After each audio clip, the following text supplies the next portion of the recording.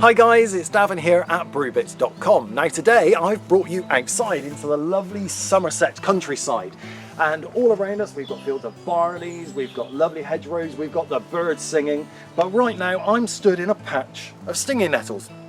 But why have I brought you outside? Well, this is the beginning of summer and it's elderflower season, and it's one of my favourite things to make is elderflower champagne, elderflower wine, and also, if I've got some elderflowers left over at the end, I'll also make some elderflower cordial.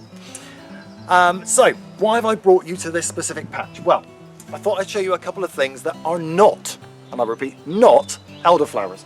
So, this little plant here has got some little white flowers and they're pointing upwards in a little kind of starry formation, and you'll also notice down here has got some ferny like leaves.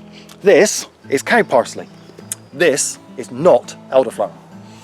Another plant I've got very close to it, and you usually find these very close together, this is hogweed, and you'll notice there's some bigger leaves here. Again though, we've got the same sort of arrangement with the flowers. This one isn't quite out yet, but you will get some really big white flowers in there. Again, not elderflower. But if I take you just over here, if James spins round, here we've got an elderflower tree. Now elderflower is a tree. It's from the elder, and let me just grab a snip of it here. There we go. And I'll bring it a bit closer. So here we've got an actual elderflower tree. You can see it's got a branch and it's got big leaves, and sometimes you'll see, instead of it being in a tree formation like this, you'll see it more in a bush in the hedgerow, and that's where the farmers have been trimming it down and keeping it nice and trim. So sometimes you'll see it in the hedgerow. So what you're looking for is you're looking for some lovely big bunches of flowers like this, and we're looking for some nice big leaves like this. Once you found it, you're ready to pick your elderflowers. So get out there hunting. Ideally you don't want to go picking by roads, because all of the pollution that the roads chuck up and the dust and the dirt, that will contaminate what we could potentially do with making a fantastic wine. So we're going to go down into our hedgerows and we're going to try and find some. Now ideally what we don't want to do is we don't want to pick ones that are down at our hip and knee level, because there are animals in the countryside and they like to mark their territory. And how do they mark their territory? Well, they mark it by wee. So anything above hip height, fine to use. Another little tip for picking them is we also want to give them a sniff, because you're looking for that really elderflowery flavour, that really elderflowery aroma. Some elderflowers, when you go to pick them, they can smell a little bit like BO, a little bit like gone off wee. This doesn't, and so what you want to do, you might find a bush like this, and you might, when you're picking them, you really want to smell each one, because that one might smell of wee and that one doesn't. You can never tell, so give it a good sniff before you pick each one. Now we don't want to take too many, we want about a carrier bag full of this, and the way we're going to do it, I'll show you here a second, James. Let me get my secateurs out. Ideally it's best to use a pair of secateurs, and we're going to cut it at about that position, okay? And that's going to leave us the branch, that's going to leave us our elderflower bunch, and we're going to put that in a bag.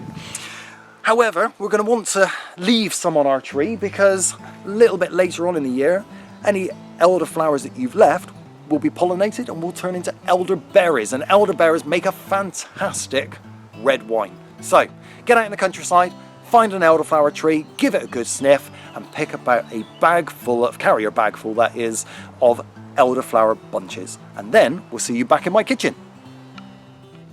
Now we're back in my kitchen. I'm going to show you a few other ingredients apart from the elderflowers that you're going to need to make your elderflower champagne.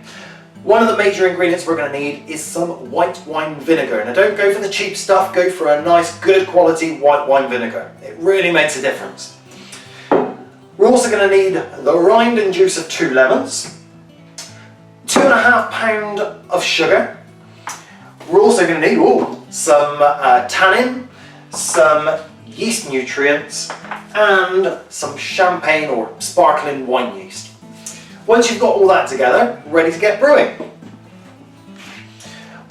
So what you may not know is apart from the flowers and the elderberries, the rest of the elder tree, the leaves and the bark and everything else are poisonous. And so what I like to do is I like to get the least amount of stalk into my brews as possible. So what I do is I tend to take a pair of scissors and just gently snip off the flowers so you're left with the stalks. Yes, okay, it does take a bit of time to do this, but first of all, I think it gives you a lot better tasting wine because all you're left with are the petals.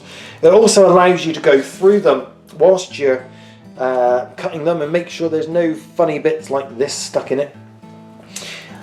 And you also don't get that stalky green flavour you can get if you use too much stalk in your wines. So what we need to get is we need to get a pint of petals. And as you can see, I gradually just lightly press them down, not hard, and keep going until your pint is full. So once we've managed to get our pint of elderflowers, they're ready to go into our bucket, and straight in they go. Simple and easy as that. And then what we're going to do is we're going to take our bowl of 2.5 pounds of sugar, and in that goes as well. Simple and easy as that. Right, the next thing we need to do is we need to take our 2 lemons and we need to take the rind off. But we don't want any of the white pith. All we're after is the yellow rind. Okay. Now, whilst I'm doing that, back to me, James. Whilst I'm doing that, I'm going to need 4 pints of boiling water. So, it's a good idea to put your kettle on now. Once we've grated our rind of our lemons, it goes into our bucket along with the sugar and the elderflowers. And now we need to go back to our lemons over here, James, because we need to chop and we need to juice our 2 lemons. Alright, so that's our 2 lemons juiced. So we've got quite a lot of juice here, so in it goes. And now do a little bit of tidying up. We can move on to the next bit. So my kettle has now boiled, and I'm going to put in our 4 pints of boiling water.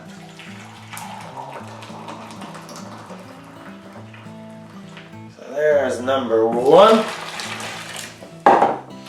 And in goes our 4th pint. So you now need to give it a good stir because we need to get all the sugar that's in here dissolved. Now, wow, the smells that are coming off of this. Oh, it's fantastic.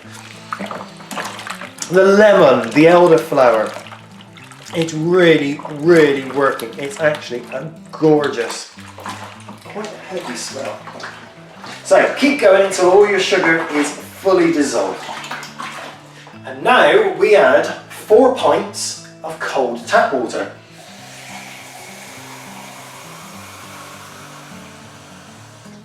So there's 1. Now we've added our cold water, we need to give it a quick stir and make sure it's all mixed up. The next thing we need to add to give a little bit of extra bite to the wine is some tannin. And here I'm using a powdered tannin. I'm just literally going to pop the top off, and it's kind of a little bit of a pinky rusty colour. Don't get this on anything, it's really, really not good.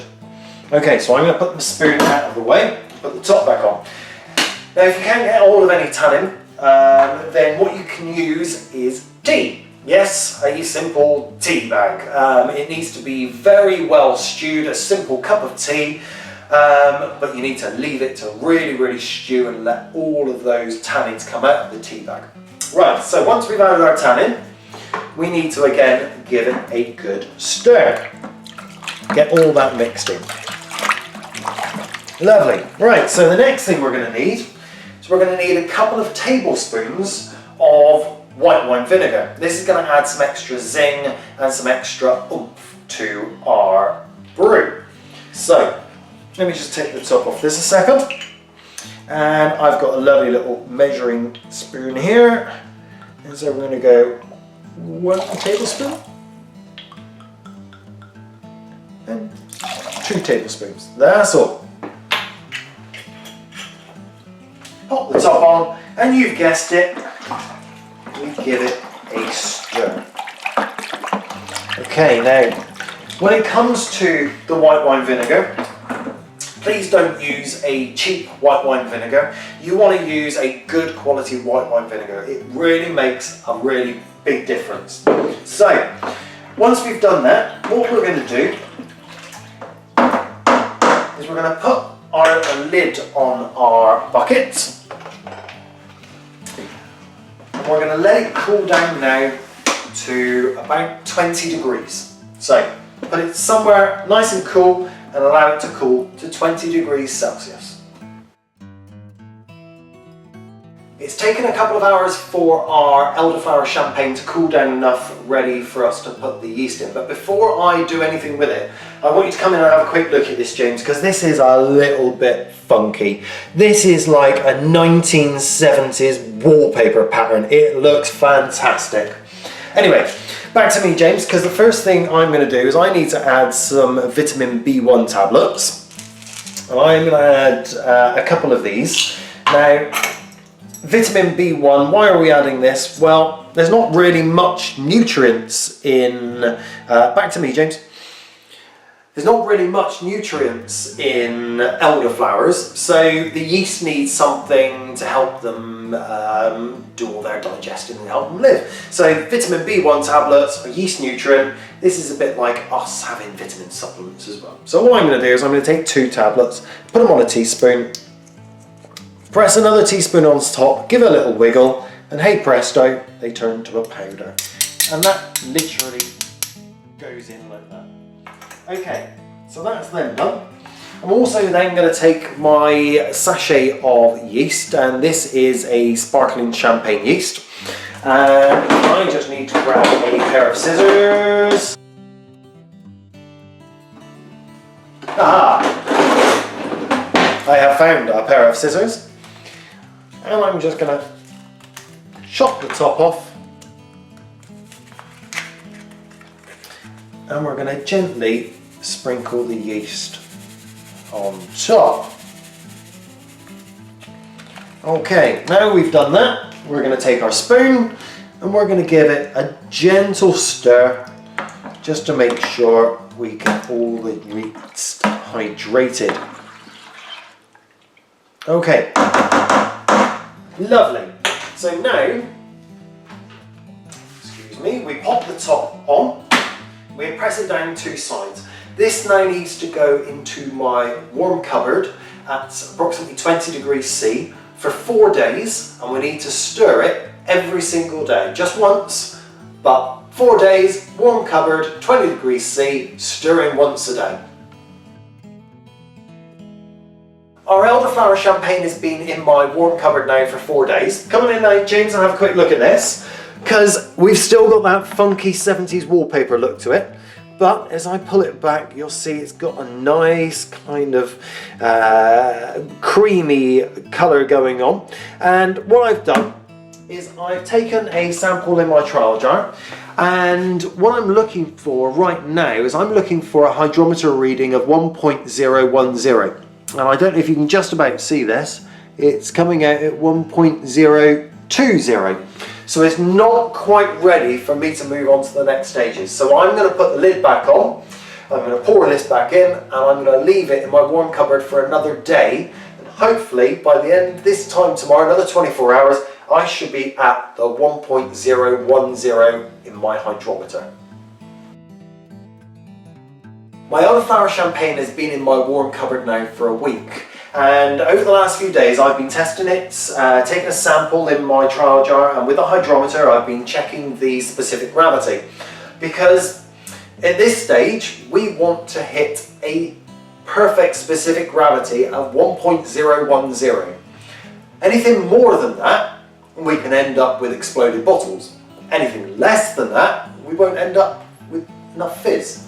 So I'm now on day 7 and it's coming out perfectly at 1.010 specific gravity. So I now know it's time that we can move on to the next steps.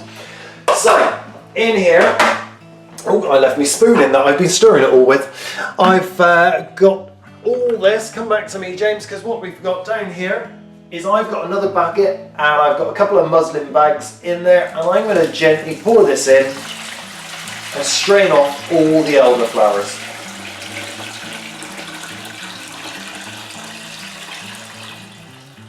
Simple and easy as that. Don't need the bucket anymore.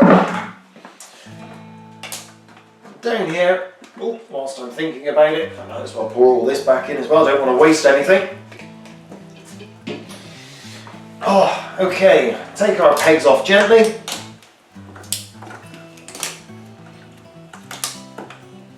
And give it a little squeeze to get any remaining juice out. Not too much of a squeeze though, but a nice little squeeze. Right, so that's the next parts for Elderflower Champagne. It's now time to bottle our Elderflower Champagne. Now you've got a choice of things to use. We can either use a plastic bottle, or we can use one of these more swanky swing top glass bottles. This is my preferred choice. Back to me, James. Now, if no matter which bottle you're going to be using, whether it be plastic or glass, you need to make sure that they are rated for a carbonated drink, because as the rest of the sugar that's in our Elderflower Champagne, as the yeast eats it up and turns that sugar to alcohol, it's going to create carbon dioxide, and that carbon dioxide is going to dissolve into the liquid, and that's going to pressurize and carbonate our Elderflower Champagne and give us all the fizz. So unless you want exploding bottles, you need to use bottles that are rated for carbonated drinks. So anyway, now I've sterilised my bottles out, and here I've got my simple siphon, and on the end I've put a tap so that I can control the flow. So all I'm going to do is give a quick suck, get my flow going, and I'm going to fill my bottles up. Yes, I know it's looking a little bit murky at the moment, but that's fine. Sediment over time will settle out and it will sink to the bottom, and as long as you leave it for a good month, that sediment won't be disturbed when you popped your top. So it's almost there, nearly there, and there we go. Right, so all we're going to do now is pop our top on. There we go. This now goes into my warm cupboard for another week. That will allow the remaining yeast in here to eat all the remaining sugar and turn it into our lovely Elderflower Champagne. After it's been in my warm cupboard for a week, this needs to go somewhere dark and cool so that will allow it to clear. And then on a nice hot summer's day in about a month's time, so that's going to be, where are we now? We're about mid-June, so mid-August. That is going to be absolutely gorgeous. Hi guys, it's been just over a month since I bottled our Elderflower Champagne, and I know it's not looking perfectly clear yet, but it's a really hot summer's day. I've popped this one in the fridge, and I can't bear it, but open it. Not fizzy enough. That can't be real. Hey, look at that here. Go and have a look how fizzy this is, James.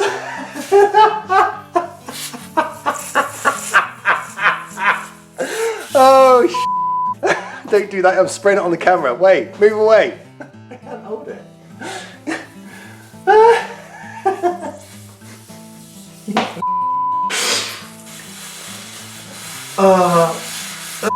No! Holy. Let me see if I can pour a bit of this out. Oh! Hooray! Oh my. Look how fizzy that is. Oh, look how cloudy that is. Oh, do you know what? Oh, no, that's dry. That's crisp. you can really get the zing from the lemons that we put in there.